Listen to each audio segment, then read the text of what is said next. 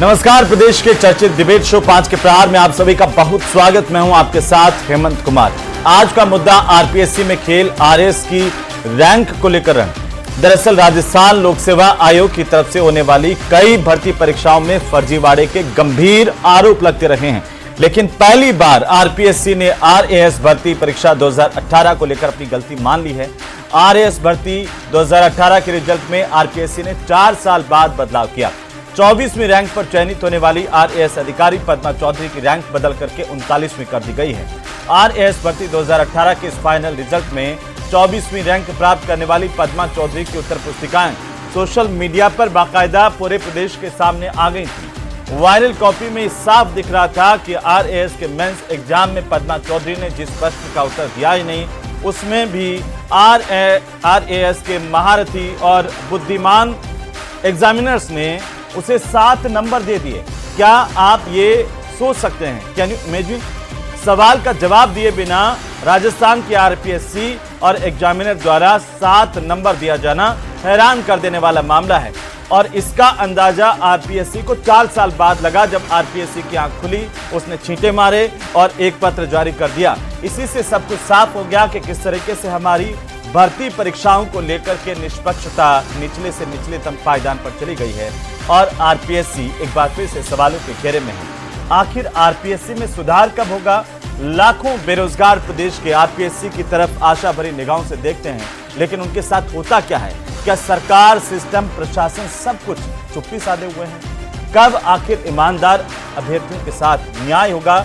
यह आज सबसे बड़ा सवाल, और इसी पर आज करेंगे प्रदेश की सबसे बड़ी चर्चा। पहले देखिए रिपोर्ट।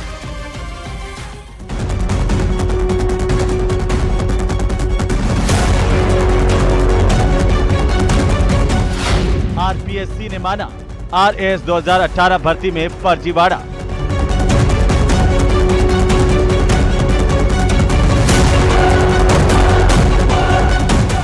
आरएएस भर्ती 2018 के परिणाम में बदलाव।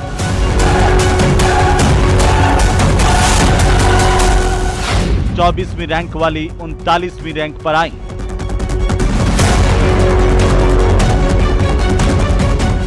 हनुमान बेनीवाल बोले, ये प्रमाण है भ्रष्टाचार में डूबी हुई आरपीएससी।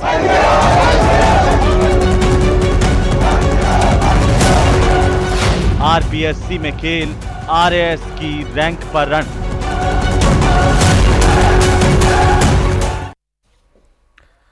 तो आरपीएससी ने माना आरएएस भर्ती परीक्षा 2018 में भारी फर्जीवाड़ा हुआ है, और इस फर्जीवाड़े के लिए कौन उत्तरदायी है, कौन जिम्मेदार है, वो सब पर्दे के पीछे आराम से नींद ले रहे हैं।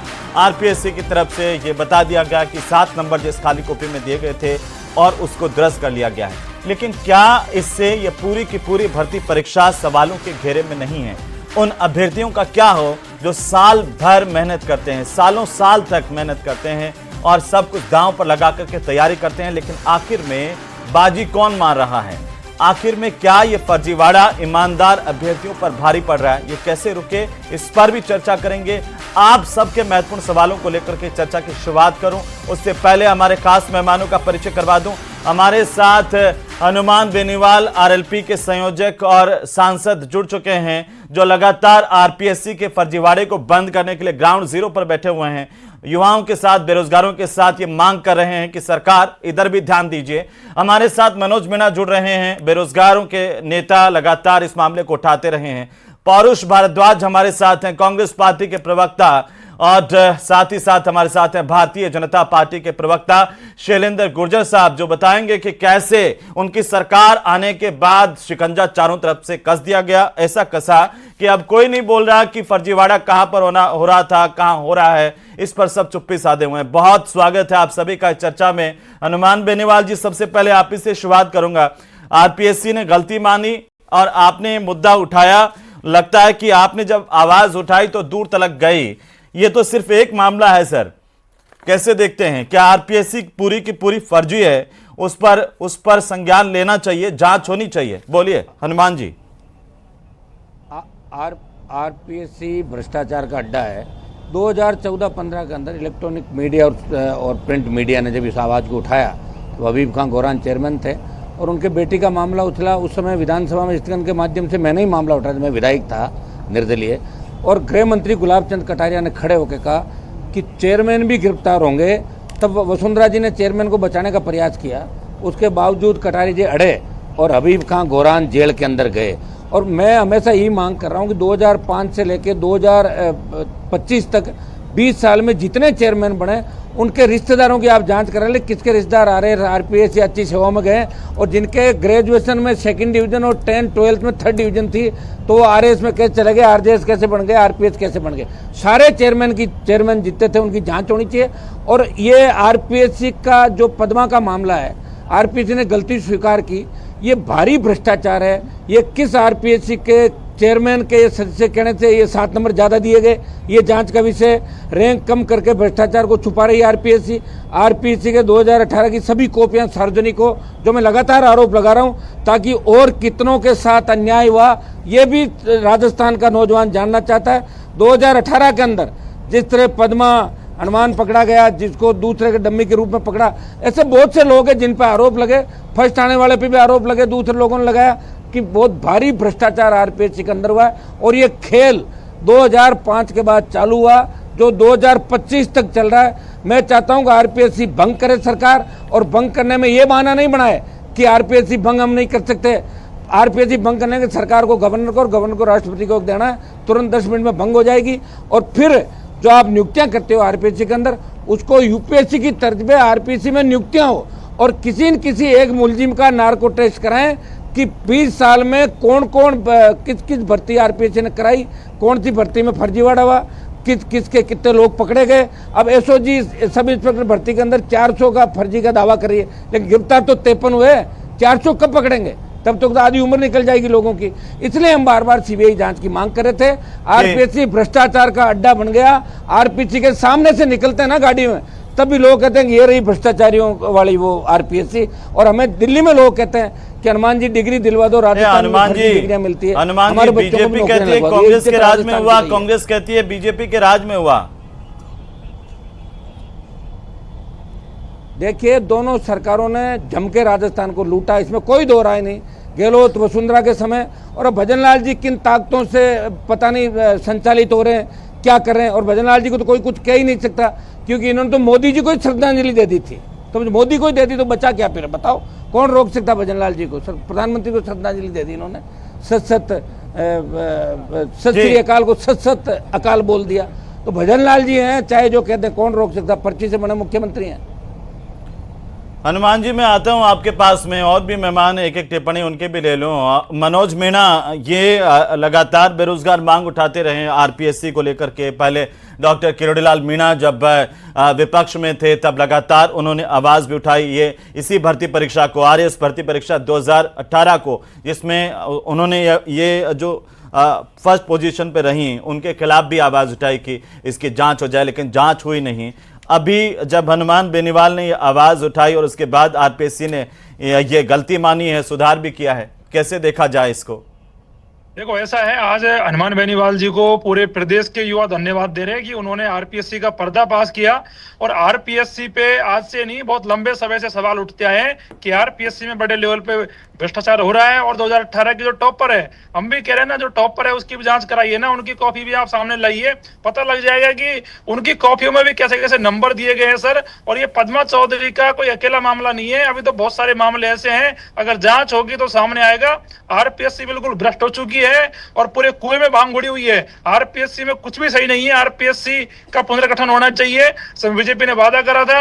आज हम यहाँ 44 डिग्री टेम्परेचर पर बैठ के यहाँ शहीद स्मारक पर धरना दे रहे हैं, ये मांग कर रहे हैं कि आरपीएससी को भंग किया जाए। मैं बीजेपी के प्रवक्ता से कहना चाहता हूँ, अब तो आपकी सरकार ने देख लिया कि जिस पद्मा चौधरी की 24 रैंक थी, आज उसकी आरपीएससी ने रैंक 39 कर दी है। तो ये दिखाता है कि आरपीएससी में किस लेवल के भ्रष्टाचार हो रहे हैं। अभी तो बहुत सारे भ्रष्टाचार सामने आने बाकी है। और मैं साथ साथ कहना चाहता हूं कि आरपीएससी में सुधार नहीं होंगे तो प्रदेश का युवा मारा जाएगा। और आज खुद को ठगा हुआ महसूस कर रहा है कि आरपीएससी में इंटरव्यू के नाम पे, कॉफी खाली छोड़ने के नाम पे किस प्रकार से गालमेल करके, साठगांठ करके मेहनती युवाओं को मारा जा रहा है, उनके सपनों को रौंदा जा रहा है। और आपकी सरकार अभी तक कुछ नहीं कर पाई है। हम चाहते हैं कि आरपीएससी जो इंटरव्यू लेती है, बंद लिफाफों में जो इंटरव्यू होता है, उसको ऑनलाइन करे, डिजिटल करे, जिससे सबको पता लग सके ना कि इंटरव्यू में कितने नंबर आ रहे हैं, सबकी कॉपी सार्वजनिक है, उनको करनी चाहिए कि भाई ये इसकी कॉपी है, हमने जांच करी, इसके ठीक है, नंबर बिल्कुल आ रहे हैं। छोटी-छोटी तो टिप्पणी, कहीं ना ठीक है, कहीं मैं बहुत बड़ा फर्जीवाड़ा है और भी इसमें मेहमान जरूरत है जुड़े हुए हैं, कि सुधार किए जाए। मनोज जी मैं वापस आ जाऊंगा। परुष भारद्वाज, एक टिप्पणी आपकी कि ये क्या है, ये कौन सी आरपीएससी है जो 4 साल बाद अपनी रैंक में परिवर्तन कर देती है? ये कौन सी आरपीएससी है जिसमें एक एग्जामिनर आता है और एक कॉपी पर 3-3 एग्जामिनर के अलग अलग नंबर हैं? E1 0 अंक देता है, E2 आता है 0 अंक देता है, खाली कॉपी जिसमें E3 ऐसा कौन सा आ गया जो 7 नंबर दे गया? भाई साहब, खाली कॉपी 7 नंबर, ऐसा राजस्थान में ही हो सकता है और इसी आरपीएससी में हो सकता है। पूरा मामले की जानकारी जो सामने आई, निश्चित तौर पे दुखद घटना है। और भाई हनुमान बेनीवाल जी को मैं धन्यवाद देना चाहूंगा कि उनके द्वारा पीसी में जब ये तथ्य उठाया गया उसके बाद में आरपीएससी चेती। और देखिए, भारतीय जनता पार्टी की सरकार की लापरवाही ये रही कि 1.5 साल से भारतीय जनता पार्टी की सरकार है और जिस पेपर लीक के कथित मामले को ये मुद्दा बना करके सरकार में आए और सरकार बनाते इनका रिएक्शन ये होता है कि जिस एसआई भर्ती परीक्षा को इन्होंने जो सबसे बड़ा मुद्दा बनाया और जब उसमें जो राज्य के एजी ने कह दिया कि इसको कैंसिल होनी चाहिए, राज्य के पुलिस मुख्यालय ने कह दिया कि इसको कैंसिल होनी चाहिए, तमाम एजेंसियों ने, एसओजी ने कह दिया कि कैंसिल होनी चाहिए, उसके बाद मंत्रिमंडल समिति ने कह दिया कि कैंसिल होनी चाहिए, उसके बाद में सरकार के द्वारा कितनी लापरवाही बरती गई। देखिए, 13 मई को जब मंत्रिमंडलीय उप समिति की बैठक थी, उसमें से 6 में से 4 मंत्रियों का गैर हाजिर होना यह बात बताता है कि भारतीय जनता पार्टी जो है उसके हाथी के दांत खाने के ओर है और उसके दिखाने के ओर है। निश्चित तौर पर देखिए, अभी वाली जो कार्रवाई हुई है प्रशंसनीय है, परंतु ये जो कार्रवाई उसका श्रेय भारतीय आप वाले दांतों का क्या? एक मिनट, हमारी सरकार जा चुकी है, हमने कोई लापरवाही करी? 80+ नंबर है, बताइए जरा। हेमंत जी, मैं इस बात को कह रहा हूं कि अगर हमने कोई लापरवाही करी तो जनता ने हमें सजा दी और विपक्ष से बैठाया। हमारी आड़ में भारतीय जनता पार्टी कब तक बचेगी इस बात को बताइए। और दूसरी बात, भारतीय जनता पार्टी के द्वारा तमाम मीडिया चैनलों के द्वारा हमारे नेताओं के जिन कथित रिश्तेदारों की बात की जा रही है, मैं आपके कैमरे पे ओपन चैलेंज दे रहा हूं भारतीय जनता पार्टी को कि एक एक प्रकरण की जांच करे और टाइम बाउंडेशन में जांच करे, टाइम लिमिट में जांच करे, दूध का दूध करे, पानी का पानी करे। जो गलत व्यक्ति है उसको जेल भेजे और जो सही व्यक्ति है उसके ऊपर यदि कोई झूठा आरोप लगाया अब तो ओपन चैलेंज भी हो गया है कांग्रेस की तरफ से।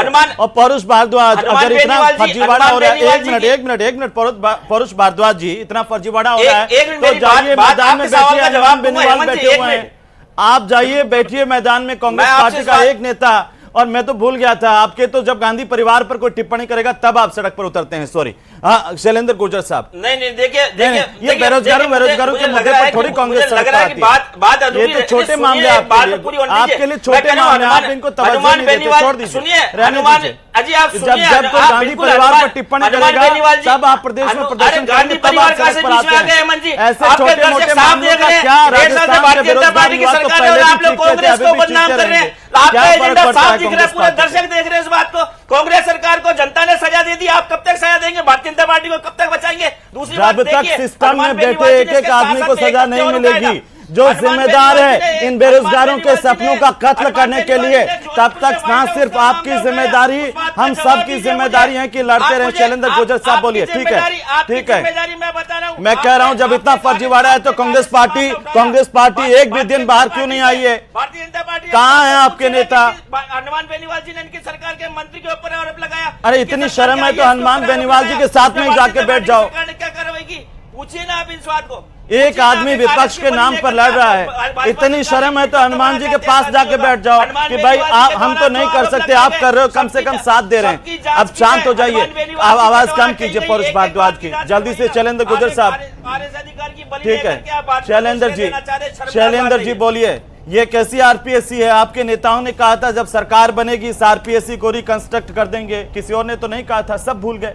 सत्ता ऐसी चीज है, ना एसआई पर कोई फैसला, ना ही आरएस भर्ती परीक्षा 2018। ऐसा कभी आपने देखा अपने जीवन काल में कि खाली कॉपी पे 7 नंबर दे दिए? हेमंत जी, 1.5 साल में आरपीएससी की जो साख बनी है, आप देखिए जितनी भी भर्ती परीक्षाएं की गई है, आप सुनिए तो सही, मैं बता रहा हूं, बनी है। 1.5 साल में आरपीएससी की जो साख पाया, आप कह रहे हैं साख बनी है। आरपीएससी में अध्यक्ष नहीं है सर, शैलेंद्र जी को पता नहीं होगा, बताना चाहता हूँ, आरपीएससी मेंबर नहीं है। आज क्या है? अरे मनोज जी सुनिए, जो कांग्रेस पार्टी की सरकार ने किए थे, कांग्रेस प्रवक्ता को तो बोलने का अधिकार नहीं है, और ये एक संवैधानिक संस्था है। आप पहले सुनिए मनोज भाई, सुनिए। और 1.5 साल में आप एक भी पेपर बता दीजिए जो आरपीएससी ने भर्ती परीक्षा कराई और लीक हो गया हो। या पेपर में गड़बड़ी हो या फर्जीवाड़ा हुआ हो। हमने जो 5 साल गहलोत सरकार रही कांग्रेस पार्टी की, जो कुकर्म किए, जो 19 से अधिक भर्ती परीक्षाओं के पेपर लीक हुए, उनको पकड़ने का काम माननीय भजनलाल सरकार कर रही है।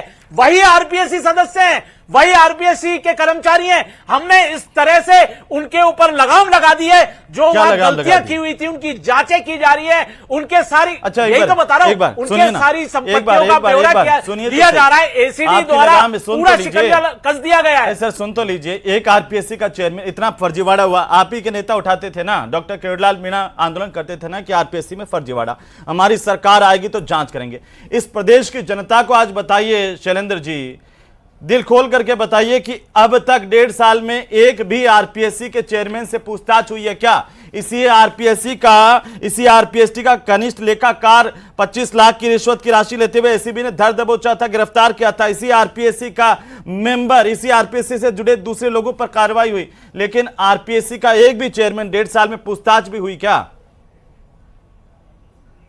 नहीं, ये बात सही है हेमंत जी, और एसओजी जो है वो जांच कर रही है, और निश्चित तौर पर उन कड़ी से कड़ी जोड़ी जा रही है, और उनसे भी पूछताछ की जाएगी। और जहां तक बता दूं, आरपीएससी जो संस्था है बहुत ही प्रतिष्ठित संवैधानिक संस्था थी, जिसको तारता और गरिमा पूर्ण संस्था को किस तरह से गिराया गया, उस गरिमा को ये कांग्रेस पार्टी की गहलोत सरकार ने किया। जो अभी गौरांग का जो उदाहरण दिया गया हनुमान बेनीवाल जी के द्वारा, वो भी कांग्रेस की गहलोत सरकार ने नियुक्त किया था, और भारतीय जनता पार्टी की वसुंधरा सरकार ने उनको बर्खास्त करने का काम किया, उनको चारों तरफ से घेर लिया, उसके बाद उन्होंने अपना सस्पेंशन दिया। और इसमें एक प्रक्रिया होती है, आरपीएससी की एक संवैधानिक संस्था है जो संविधान के प्रावधानों के तहत बनी हुई है। इसकी प्रक्रिया है कि विधानसभा में प्रस्ताव पास होगा, उसके बाद राज्यपाल महोदय के पास जाएगा, राज्यपाल महोदय उसके बाद आगे केंद्र सरकार को भेजेंगे, जो राष्ट्रपति तक जाएगा। तो बहुत जटिल प्रक्रिया है।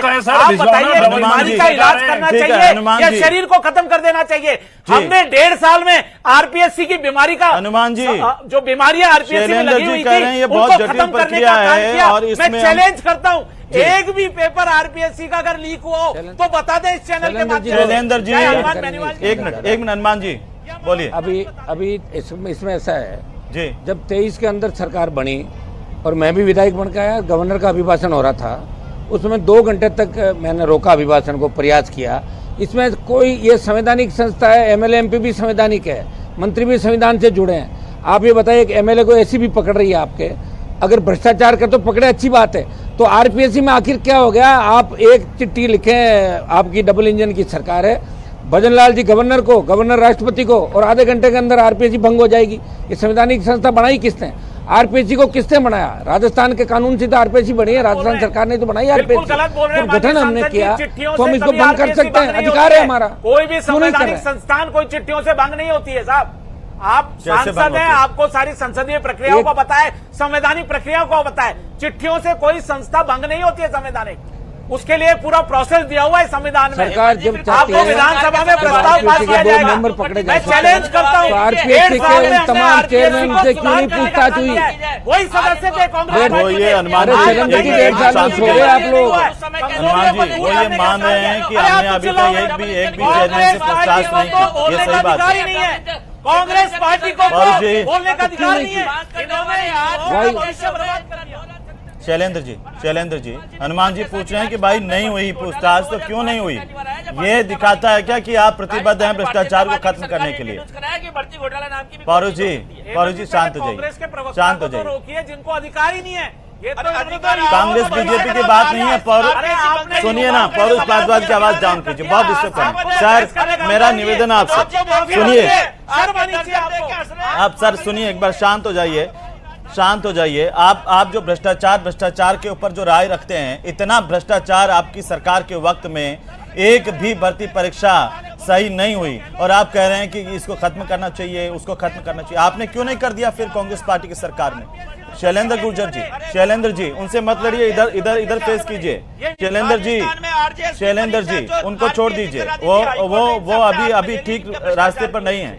शैलेंद्र जी आप ये बताइए, हनुमान जी कह रहे हैं कि भाई जब आपको पता है कि भ्रष्टाचार हुआ, तो फिर एक भी आरपीएससी के चेयरमैन से अब तक पूछताछ नहीं हुई है, क्यों नहीं हुई? दीपक उत्प्रेती से लगा करके भूपेंद्र सिंह, शिव सिंह राठौर, जसवंत राठी और संजय श्रोतीय, क्यों नहीं हुई भाई? बिल्कुल निश्चित आपका जो प्रश्न है बहुत सही है, और क्योंकि अभी एसओजी जांच कर रही है और जांच जैसे जैसे कड़ियां आगे बढ़ेंगी, निश्चित तौर पर कितना भी बड़ा आदमी हो, चाहे आरपीएससी चेयरमैन हो, चाहे वो मंत्री लेवल का अधिकारी हो, चाहे विधायक हो, किसी भी अच्छा, एक सवाल का जवाब दे दीजिए आप, एक सवाल का जवाब दे दीजिए। जिस तरह से हमने गुर्जर साहब, केजीएम घोटाले में महेश जोशी जी को किस तरह से ईडी और एसओजी ने गिरफ्तार करने का काम किया, तो अगर जांच बढ़ रही है उनसे भी पूछताछ की जाएगी। तो इधर दूसरे जी की तरफ भी तो नजर इनायत कर लीजिए। महेश जोशी जी को तो गिरफ्तार करने का काम किया, लेकिन आरपीएससी की तरफ क्यों नहीं बढ़ पा रहे हैं आगे? लगातार निकल रही है, आरपीएससी की तरफ आगे क्यों नहीं बढ़ पा रहे? एक सवाल का जवाब दीजिए। अगर खाली कॉपी में किसी ने नंबर दे दिए और वो 4 साल बाद उठ के आता है, बोला कि हमारी तो गलती हो गई साहब, वो जिम्मेदार कहां है? किसने नंबर दिए? उसके खिलाफ अब तक एफआईआर दर्ज क्यों नहीं हुई, ये बताइए। और ये तो एक मामला है, कितने बेरोजगारों के भविष्य के साथ ये खिलवाड़ हो रहा है, ये बताइए। कितने बेरोजगारों के साथ देखिए, अगर कोई भी गलती पकड़ी गई है, कोई फर्जीवाड़ा पकड़ा गया, तो उसके खिलाफ एफआईआर भी दर्ज होगी, उसके खिलाफ कार्रवाई भी होगी, किसको भी नहीं छोड़ा जाएगा। मैं यही कहना चाहता हूँ राजस्थान की कार्रवाई करोगे सर? आप देखिए, हमने 1.5 साल हो गए हैं, 67,000 भर्ती परीक्षाओं में उनको नियुक्तियां दे दी गई हैं। 1,88,000 प्रक्रिया। आप नियुक्तियों की बात कर रहे हैं, छोड़ो, आरपीएससी की बात करिए ना सर। 1 मिनट। 13 विभागों में भर्तियां, आरपीएससी की 4 आरएस की भर्तियां, हनुमान जी सुन रहे हैं आप? सुनिए, एक बार सुन लीजिए, एक बार मेरे को पूरा कर लेने दीजिए, सुन लीजिए। कोई फर्जी कैंडिडेट नहीं बैठा है, कोई फर्जीवाड़ा नहीं हुआ है, कोई डमी कैंडिडेट नहीं बैठा है, कोई पेपर लीक नहीं हुआ है। ये माननीय भजनलाल सरकार का संकल्प में प्रतिबद्धता है। क्यों चिल्ला रहे हो? इनको चुप कराओ, इनको जनता चुप करवाएगी। ये जो जिन्होंने भ्रष्टाचार फैलाया, जिन्होंने आरपीएससी की ये गत की, उनको जनता चुप करवाएगी। अधिकार नहीं है, नैतिक अधिकार नहीं है। अरे आप क्या कर रहे हो? इनको एक बार थोड़ा शांत होइए, एक बार शांत होइए, दोनों शांत होइए, इनकी दोनों की आवाज डाउन कीजिए। मैं नहीं चाहता किसी की आवाज, लेकिन आपसे मैं गुजारिश कर रहा हूं कि इस तरह से लड़िए मत। हनुमान जी, अभी शैलेंद्र गुर्जर साहब कह रहे थे कि आरपीएससी का हमने वापस से जो स्थितियां बहाल की है, भरोसा कायम किया है। आप देखिए, पिछली आरएस की भर्तियों के पूरा होने में 3-3 साल का समय लगा हनुमान जी, 3-3 साल का। 2012 के चयनितों को नियुक्ति मिली 2015 में, 2013 के चयनितों को 2016 में, ये तो हमारी आरपीएससी है। 2016 के चयनितों को 2019 में नियुक्ति मिली, 2018 का परिणाम आया 2021 में। आप बताइए, 3-3 साल एक भर्ती को पूरा होने में, उसमें भी ये फर्जीवाड़ा कि कॉपी में कुछ लिख करके नहीं आओ, तब भी हमारी आरपीएससी नंबर दे देती है, वो भी साथ। बताइए। देखिए, हम चाहते हैं कि 2018 की जितनी भी कॉपियां उनको सार्वजनिक किया जाए, जो मेरिट के अंदर आए, जो टॉप जिन लोगों ने किया, सार्वजनिक कॉपी करते ही ऐसे फर्जीवाड़े अपने आप पकड़े जाएंगे, ये सरकार करेगी। दूसरा, आरपीएससी में 1.5 साल से भजनलाल सरकार नियुक्ति नहीं कर पाई चेयरमैन की, मेंबर्स की, और ये आरपीएससी के अंदर सुधार के मैं कुछ सुझाव दूंगा आपको। देखिए, ये तो कुछ नहीं कर पाएंगे, इनको पता है कि एक बार बीजेपी रहे, एक बार कांग्रेस, इनको करने की जरूरत ही नहीं है। अगली बार तो जनता वैसे ही बीजेपी को वोट नहीं देगी, क्यों करेंगे? और अभी कोई बीच में इनको हटा नहीं सकता। जब ये आरपीएससी को नहीं हटा सकते तो इस सरकार को कौन हटा सकता? ऊपर भी यही लोग हैं। लेकिन ऊपर वाले लोग ये मानते हैं कि भारी भ्रष्टाचार राजस्थान के अंदर हुआ है, और भजनलाल जी को समय रहते नौजवानों की नाराजगी नहीं झेलनी पड़े, आरपीएससी को भंग करना चाहिए। 15 मिनट का काम है, 1.5 साल हो गई, कब भंग करेंगे बता दें, इतने टाइम बाद करेंगे। और मैं एक सुझाव दूंगा आरपीएससी के अंदर, एक तो आरपीएससी जो भी इंटरव्यू होता है यहाँ पे, लिखित परीक्षा में कुल अंकों का 5% अंक की इंटरव्यू के लिए रखा जाए, नंबर 1। दूसरा, बोर्ड में सभी सदस्यों को मार्क्स देने का अधिकार हो, फिर औसत निकाल कर अंतिम मार्क्स दिए जाए, सब सदस्यों को अधिकार रखा जाए, ताकि भ्रष्टाचार 2 करे 6 ठीक हो तो सही कर देंगे उसको। एक दिन में एक विषय भर्ती संबंधित एक ही बोर्ड ना बैठे, अलग अलग बैठे। इंटरव्यू को रिकॉर्डेड किया जाए, इंटरव्यू के कुल नंबर को जरूरत के हिसाब से अलग अलग बांटा जाए, जैसे व्यक्तित्व का हो, ज्ञान का स्तर, शैक्षणिक स्तर, ये इस तरह के इंटरव्यू लिए जाए। आरपीएससी, माध्यमिक शिक्षा बोर्ड, कर्मचारी चयन आयोग, जिन पे सब पे उंगली उठी, रीट लेवल फर्स्ट को रद्द करने की मांग थी, इन्हीं बीजेपी के मंत्री राज्यवर्धन मेरे साथ थे लोकसभा के अंदर, जब हमने रीट लेवल को निरस्त करने का मामला कई बार उठाया, हमने भर्तियों को लेकर राजस्थान में आंदोलन किए, इनकी सरकार के जो मंत्री बने उन्होंने आंदोलन किए, और नौजवानों के दम पे ही बीजेपी की सरकार बनी राजस्थान के अंदर। इनको कोई गलतफहमी होगी, जैसे ही इंडिया अलायंस के अंदर हम गए 11 जगह हार गए, 4 जगह हारते हारते बीजेपी बची थी राजस्थान में। ये नौजवान पूरा हिसाब किताब ले लेगा भजनलाल सरकार से, 28 के अंदर तो छोड़ेंगे ही नहीं। इनको करना होगा कुछ न कुछ, अगर भ्रष्टाचार पे पर्दा डालने का काम करेंगे और ये कांग्रेस के उन नेताओं की मदद करेंगे जिनसे चोरी छुपे रात को मिलते हैं। सीएम खुद कह चुके कि कांग्रेस के नेता रात को मेरे पास आते हैं, तो मुख्यमंत्री खुद कह रहे हैं, तो बचा रहे सीधा सीधा कांग्रेस को खोलनी चाहिए पोल। दोबारा किस मुद्दे पे जाओगा आप लोग? ये हमारी मांग है राजस्थान के हनुमान जी। कांग्रेस तो खुद कह रही है कि भ्रष्टाचार हुआ है, फर्जीवाड़ा हुआ, हमें तो जनता ने सजा दे दी, लेकिन अब बीजेपी को कार्रवाई करनी चाहिए, चाहे वो आरपीएससी को भंग करने को लेकर के हो तो या फिर बाकी जो भ्रष्टाचारियों को जेल में पहुंचाने। तो जनता वो तो बीजेपी नहीं करेगी, तो जनता इनको 28 में सजा देगी। उससे पहले तो चुनाव नहीं है ना, कैसे सजा देगी बताओ? नहीं तो कांग्रेस तो पक्का देगी सजा। कांग्रेस अगर अपनी गलती मान रही है, इस आधार पर कांग्रेस में कि फर्जीवाड़ा हुआ, इसी आधार पर जनता ने उनको सजा दी, और अब क्या बीजेपी को उससे सीख लेनी चाहिए? 100% लेनी चाहिए। बीजेपी तो देखिए, बीजेपी का कोई बहुत बड़ा वोट बैंक राजस्थान में रहा नहीं। कई बार समीकरण बन गए, कई जातियां जो बीजेपी को कभी वोट नहीं देती, कांग्रेस की नाराजगी की वजह इनके पास आ जाता है, टिकट में से सरकार बन जाती है। बाकी हालात आपसे कोई छिपे नहीं राजस्थान का भी। लोकसभा चुनाव देख लो ना, विधानसभा और लोकसभा में क्या स्थितियां हुई। 4 कैंडिडेट मात्र बहुत कम वोटों से जीते और ये 14 पे सिमट गए। ठीक, शैलेंद्र आते 10 पे। शैलेंद्र जी, अभी जो हनुमान जी ने सुझाव दिए हैं, आपको लगता है कि उनको लागू करने का वक्त है? ये वक्त है ऐसे भ्रष्टाचारियों को बेनकाब करने का जिन्होंने लगातार भ्रष्टाचार किया, राजस्थान के बेरोजगारों के साथ अन्याय किया? निश्चित तौर पर हेमंत जी देखिए, जब से माननीय भजनलाल सरकार आई है, हम भ्रष्टाचार पर जीरो टॉलरेंस की नीति लेके चल रहे हैं। और आपने देखा होगा जितनी भी भर्ती परीक्षाएं हो रही हैं, वहां कहीं भी पेपर लीक नहीं हो रहा है, कहीं भी फर्जीवाड़ा नहीं हो रहा है, कहीं भी डमी कैंडिडेट नहीं बैठे, वही तो आरपीएससी है, वही तो सारे के सारे कर्मचारी हैं। अभी आरपीएससी की आरएएस भर्ती को लेकर फिर से इंटरव्यू शुरू हो रहे हैं। पूछताछ जारी है। जो भी जांच के दायरे में आएगा उसको बख्शा नहीं जाएगा, जो भी दोषी होगा उसके खिलाफ कार्रवाई की होगी। मैं बताना चाहता हूं राजस्थान के युवाओं को, अब तक 70 से अधिक भर्ती परीक्षाएं हो चुकी है आरपीएससी के द्वारा और कर्मचारी चयन बोर्ड के द्वारा, और अभी रीट कितनी सफलतापूर्वक आयोजन किया गया और एक भी फर्जीवाड़ा नहीं मिला। ये कमिटमेंट है माननीय भजनलाल सरकार का युवाओं के प्रति। जो कांग्रेस पार्टी ने किस तरह के हालात राजस्थान में बनाए थे, उन्हीं की जांच करते करते आज इस हालत पर हम पहुंच रहे हैं। और विपक्ष में रहते कमिटमेंट किया था, उसका क्या होगा? बिल्कुल उस पर भी कार्रवाई की जा रही है। जैसे मैंने आपको बताया, आरपीएससी का इलाज जो है वो भंग करना नहीं हो सकता। अगर किसी के मनुष्य में शरीर में अगर कोई बीमारी होती है तो शरीर को खत्म नहीं किया जाता, उस बीमारी को ठीक किया जाता है। यही माननीय भजनलाल सरकार कर रही है। हम कमजोरियां कर, अरे चुप रहो, चुप रहो, पहले इनको चुप कराओ। यही भारतीय जनता पार्टी कहती थी युवाओं का भविष्य लूटने वाले, ये घोटालेबाज, ये भ्रष्टाचारी, ये संरक्षण देने वाले, आपराधिक अपराध को संरक्षण देने वाले, इनको चुप कराओ, इनको चुप कराओ। सरकार ट्रिपल इंजन की सरकार है, इससे पूछे आरपीएससी कब भंग करेंगे। और अगर ये कहते हैं कि आरपीएससी भंग नहीं हो सकती तो इनको वो चुनौती दे रहे हैं कि अगर हमारा कोई नेता या आरपीएससी हमारे दौरान नियुक्त किया गया आरपीएससी का चेयरमैन अगर भ्रष्टाचार में संलिप्त है तो कार्रवाई करके बताइए। ये तो आपके लिए चुनौती है सरकार की।